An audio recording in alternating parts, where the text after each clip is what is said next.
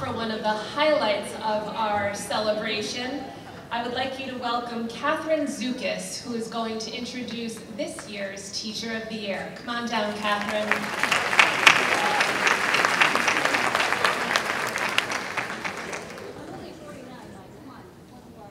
Thank you, Marlene. Hello, colleagues. Before I introduce our next Teacher of the Year, I wanted to say that it has been an honor to represent our district this past school year. This year, I've heard from many former families, one of which remarked that Cheshire's teachers are the very heart of this town. I've had some interesting conversations with educators from other districts in similar positions, and time again, I was reminded that Cheshire is a top-notch school system. We are ever-changing. We seek to implement best practices and educate the whole child, and we always have students' best interests at heart. I stand before you humbled, knowing the quality of teachers we have working together in this district to educate our youth. This leads me to our next Teacher of the Year. Listening to this teacher, I learned that her greatest joys are spending time at the softball field with her daughter and teaching. Her passion for this profession is inspiring.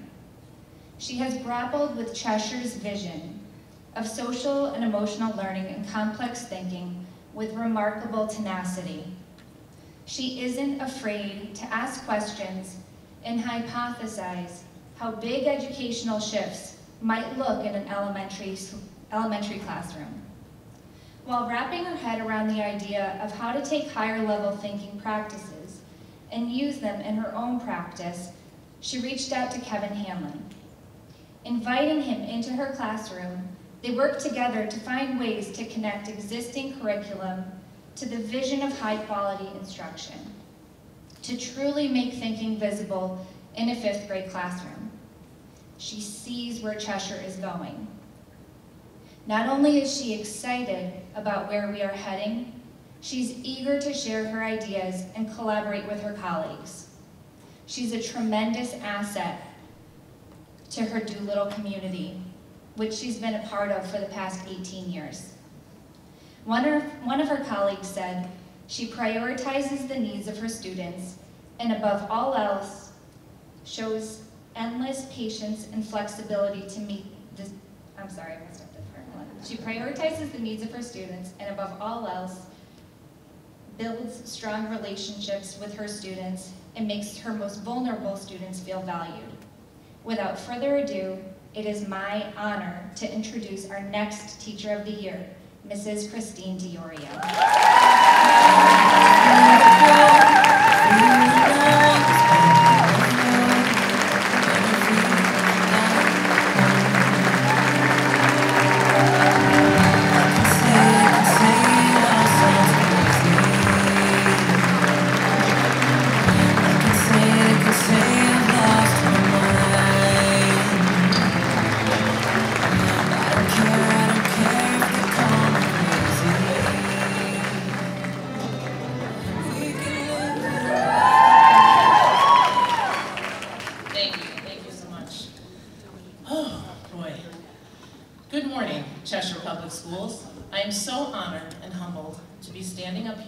Cheshire Public Schools 2024-2025 Teacher of the Year. I still can't believe this is happening. Standing here at Convocation speaking to all of you is one way to shock me into the reality of this. Yikes. Please bear with me during the speech. Public speaking hasn't always been one of my favorite things or strengths. I'd like to start by thanking everyone, Dr. Solon, Mrs. Solano, the esteemed members of the Cheshire Board of Education,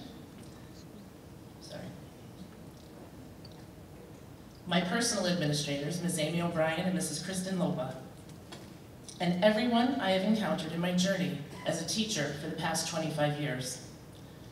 My Doolittle people, I can't say enough about them. The support I've encountered from my closest people at Doolittle gets me through. Everyone I've interacted with in some way has given me something to take forward. I would also like to thank my family. We are a small group, but we are fierce and mighty. My husband, Gary, is here in the back row over there. Say hi, Gary.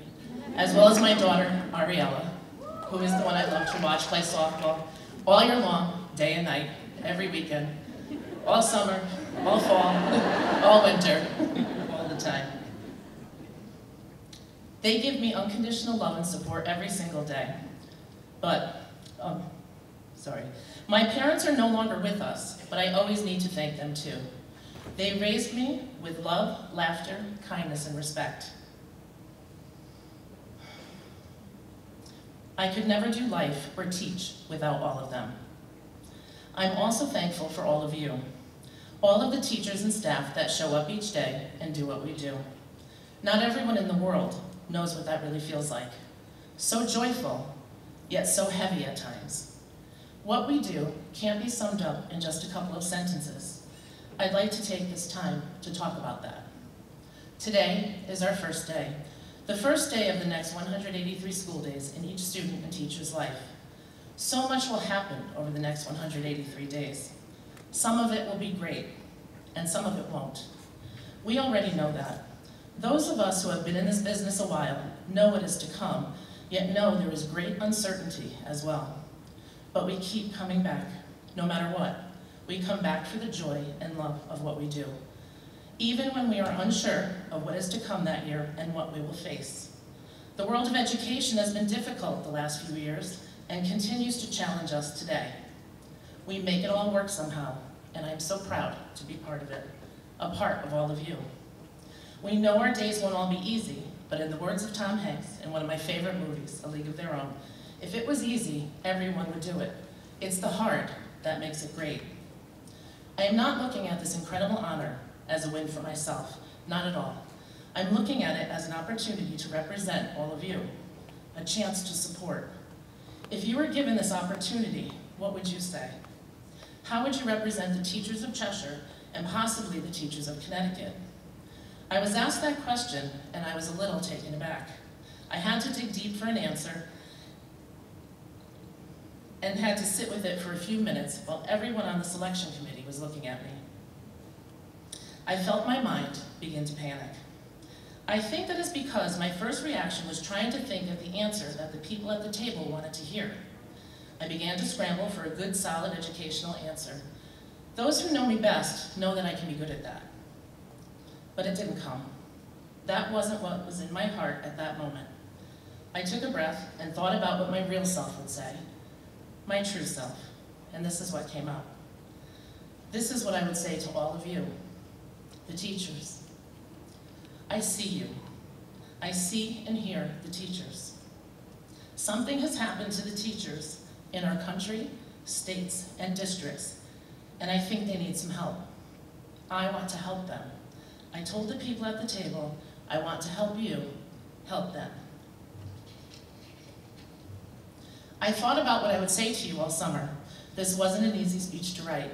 I want you to know that I really do care about teachers and teaching. When we help the teachers, we help everyone. Students, administrators, families, and our community. I do believe everyone involved in our interests really do care more about us than we even know. We don't always know what others are thinking and how much they care. If we don't hear something enough, we tend to assume that it may not be true. Over the past few years, I found myself wanting to help more at Doolittle. I got involved by sharing work I was doing in my classroom with Kristen Lopa, our assistant principal. I was working on some things that I thought could make it easier for teachers, but also more fun and engaging. I'm a nerd, I admit it. I like to compile and analyze data, talk about it, and then figure out how to best use that information to target student needs. I shared some of the information and work I was doing with teachers in professional development sessions at Doolittle. I also met with Kevin Hanlon several times over the last 2 school years to get his feedback on some things I was working on in my classroom and how it could apply to curriculum and deep learning. Last school year, I became one of the EAC representatives at Doolittle. I wanted to help with climate and communication. I don't know how much I really helped, but I did want to try and do something.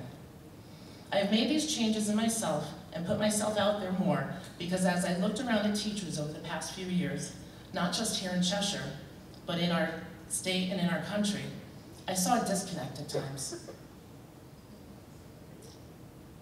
I think there may be a difference in public perspective about what we teachers really need to keep our passion for teaching alive and strong. I feel so much joy when I'm doing good teaching. I know you do too. You are here, ready for another school year. I want you to remember and feel your love and joy of teaching.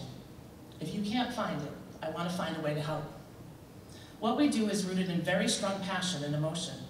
Although I love data and instruction, the true love of teaching comes from the relationships and bonds formed with students, families, and those we work with. Nothing works for anyone if we don't feel safe, cared for, secure, and respected in our environment. That includes our students, teachers, administrators, and everyone involved in the educational process. Creating that climate in our buildings and our classrooms sets the stage for all learning to occur. Over the past few years, I found my voice to share my thoughts and experiences more with others that are outside of my immediate circle of people. It's really difficult to put yourself out there, but I did it anyway. There is fear in putting yourself out there.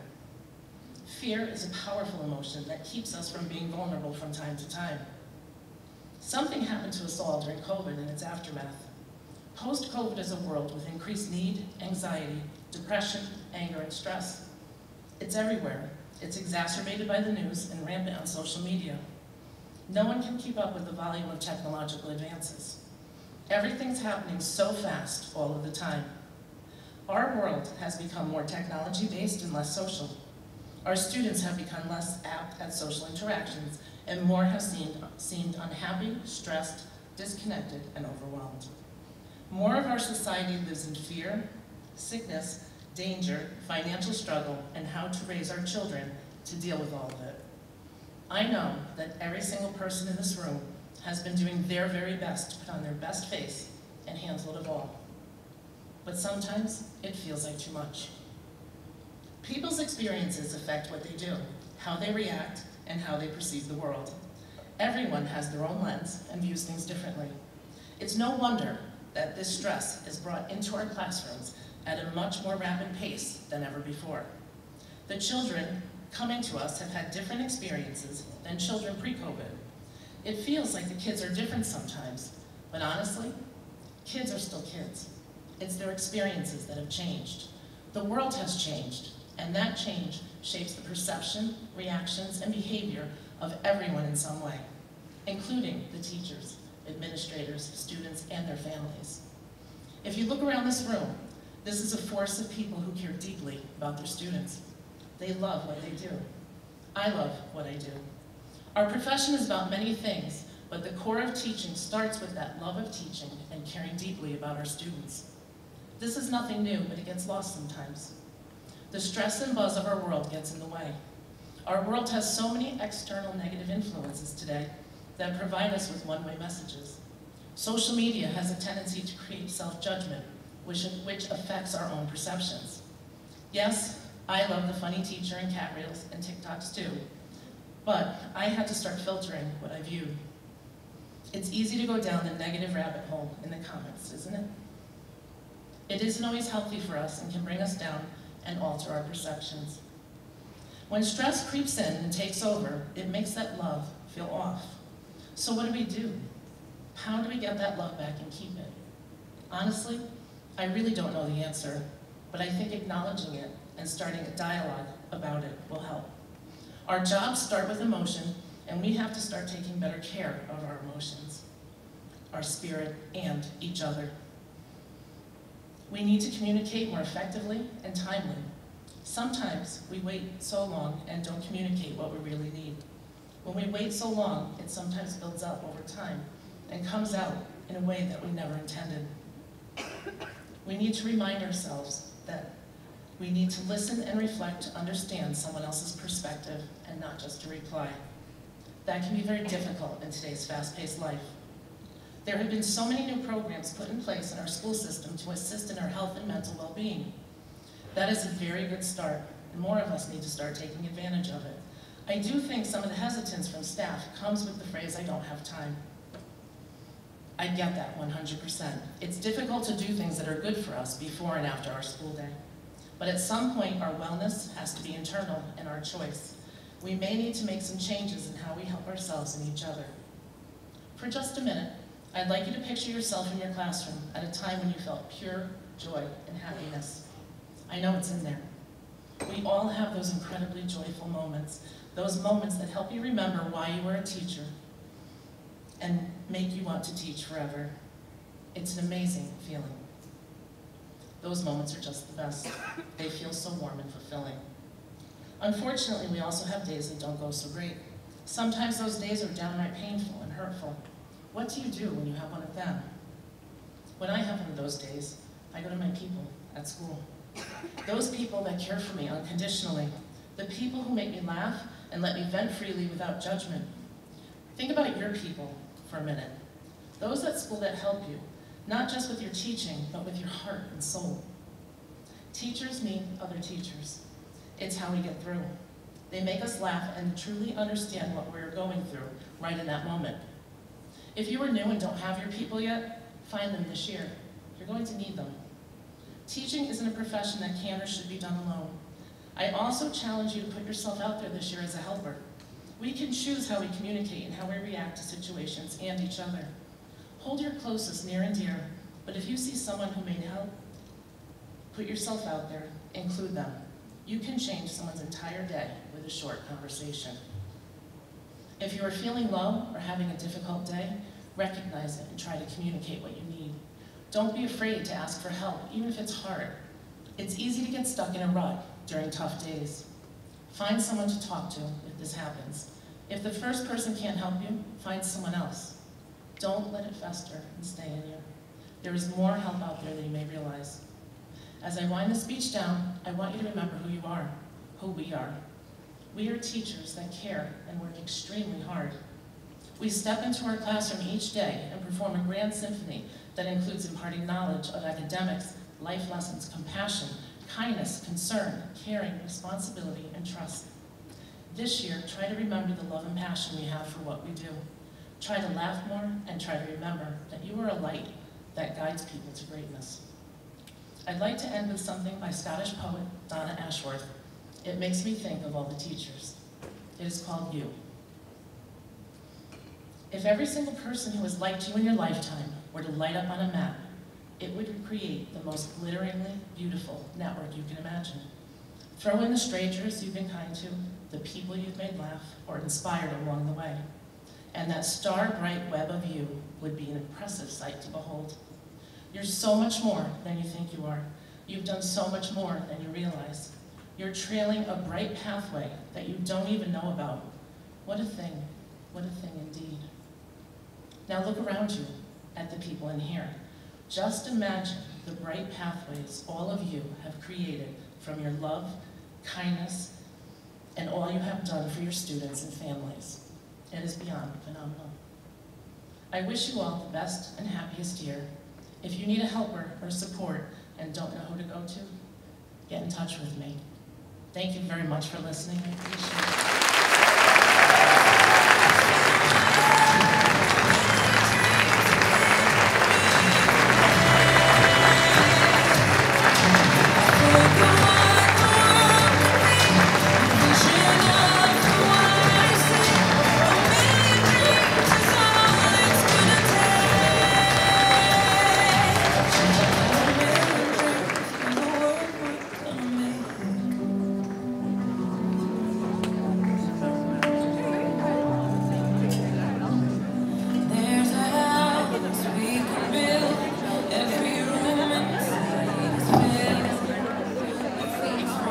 Congratulations again, Christine.